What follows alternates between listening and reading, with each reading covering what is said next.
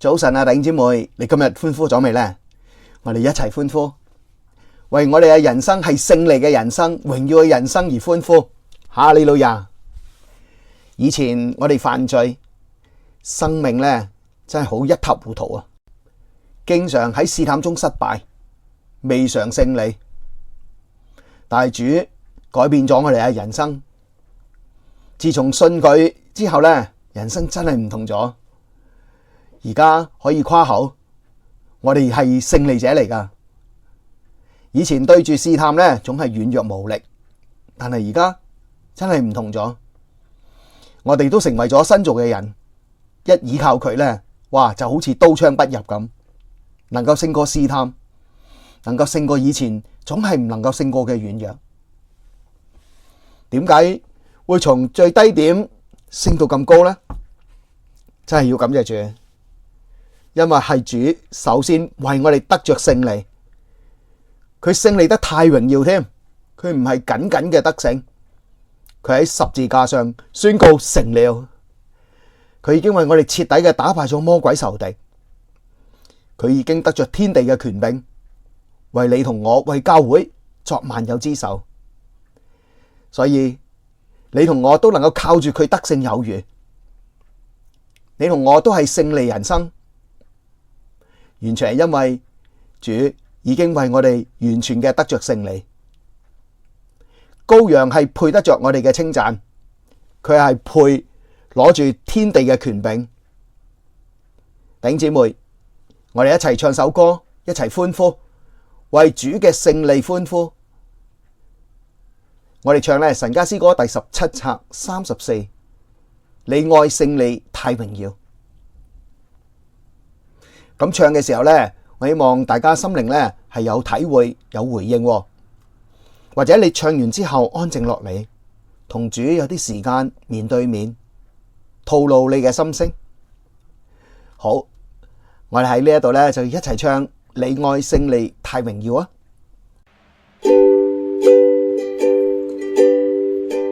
你愛勝利太榮耀，是神愛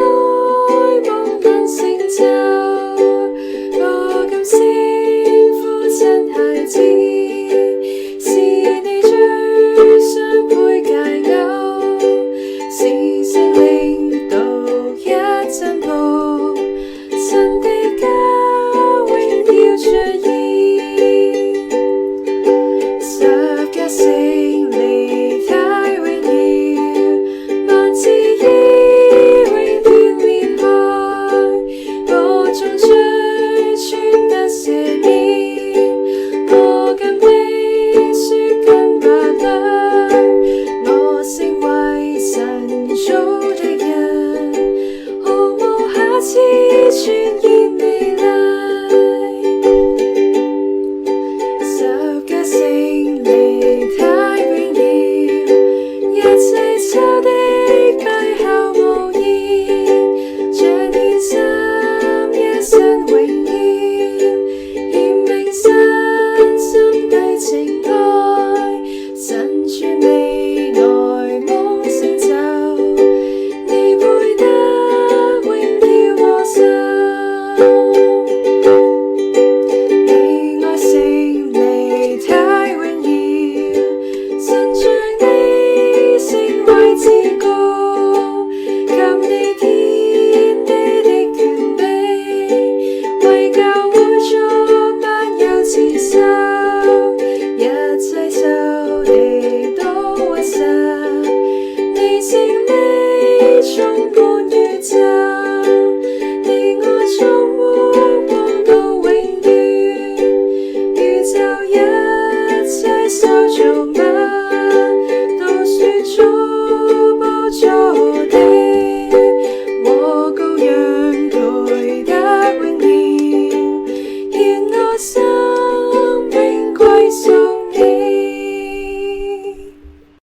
弟兄姊妹，今日呢想同大家一齊讀嘅聖經係哥林多前書第10章第12節，經文係：所以自己以為站得穩的，需要謹慎，免得跌倒。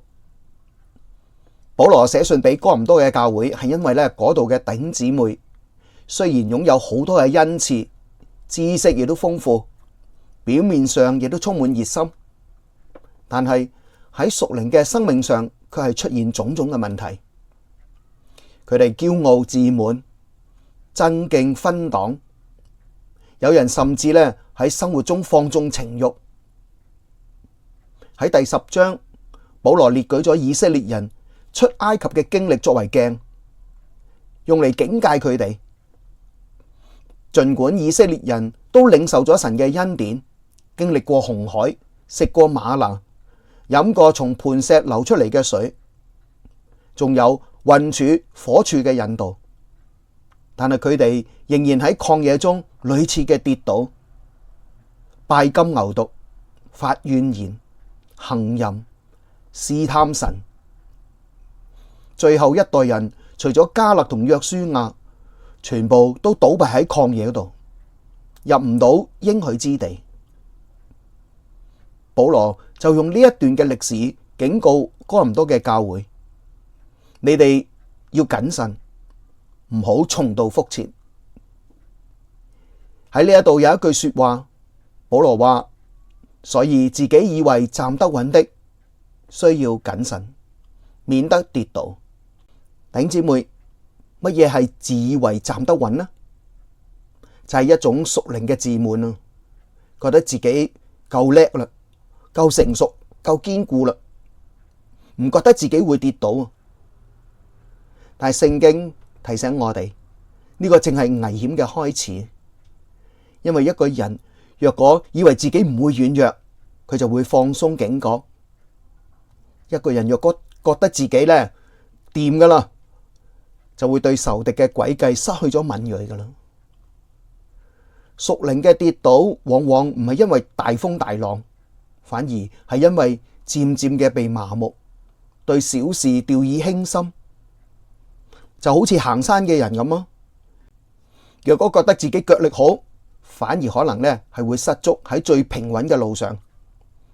驕傲係使人睇唔見危險啊。自信但係唔係倚靠神嘅話，就變成自負噶啦。保羅喺呢度提到以色列人，其實就係反面教材。佢哋喺西奈山前滿口答應，凡耶和華所講嘅，我哋都必遵行。大家睇下出埃及記19章第8節，佢哋嘅心好熱烈啊，把口亦都好堅定。但係冇耐，佢哋就鑄金牛犢。呢個就係反映出人心嘅軟弱。弟兄姊妹，口裏答應係容易噶，但係持續遵行呢就難啦。有時我哋啱啱信主嘅時候呢就火熱愛主，但過咗一段時間呢就鬆懈。起初侍奉時啊就會好謙卑，但一有啲成績呢就開始覺得自己都唔錯。呢啲係咪就係自以為站得穩嘅開始呢？聖經話需要謹慎，謹慎係乜嘢呢？喺屬靈嘅意義上，就係警醒、敏銳嘅意思，唔容讓自己咧俾環境嚟到迷惑自己。一個真正謹慎嘅信主嘅人呢，唔係膽怯嘅，亦都唔係多疑嘅，而係對自己、對仇敵、對神嘅心意都有清楚嘅分辨力。又好似彼得前書第5章第8節提醒我哋，務要謹守警醒，因為你們的仇敵魔鬼如同哮叫的獅子，遍地遊行，尋找可吞吃的人。魔鬼唔一定咧用啲大事嚟到迷惑你噶，有時只係透過少少嘅懶惰，或者係對罪嘅妥協，或者係對神話語嘅冷淡，就能夠一點一滴奪走我哋嘅警醒。要點樣保持謹慎呢？冇錯，就係日日嘅與主同行咯。當我哋時時親近主，讀佢嘅話，聽聖靈嘅聲音，我哋嘅心靈咧就會變得敏銳。當危險臨近啦，主會讓我哋嘅心中咧有警號，有提醒噶。弟兄姊妹，我哋要知道仇敵係好狡猾噶，佢唔會明目張膽咁樣出現，而係會用一啲細微嘅地方令我哋鬆懈。譬如講我哋覺得最近屬靈嘅狀態唔錯，不如少參加一次聚會啦。又或者我而家信心好大啊，都唔使時時禱告咁緊張啦。又或者咧就係呢件事我識得做啦，不必要求問神咯。一旦我哋有呢啲想法，我哋就已經危險啦。就好似一棵樹，即使外邊呢好似企得好直，但係如果裏面樹心俾蟲蛀咗呢，咁就不堪一擊噶啦。我哋屬靈嘅生命如果冇謙卑嘅倚靠神，睇似係站得穩啊，但係其實裏邊已經鬆鬆動動噶啦。弟兄姊妹，你有冇諗過啊？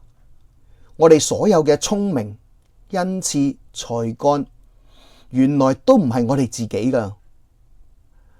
雅各書講，各樣美善嘅恩賜、全備嘅賞賜，都係從上頭嚟噶。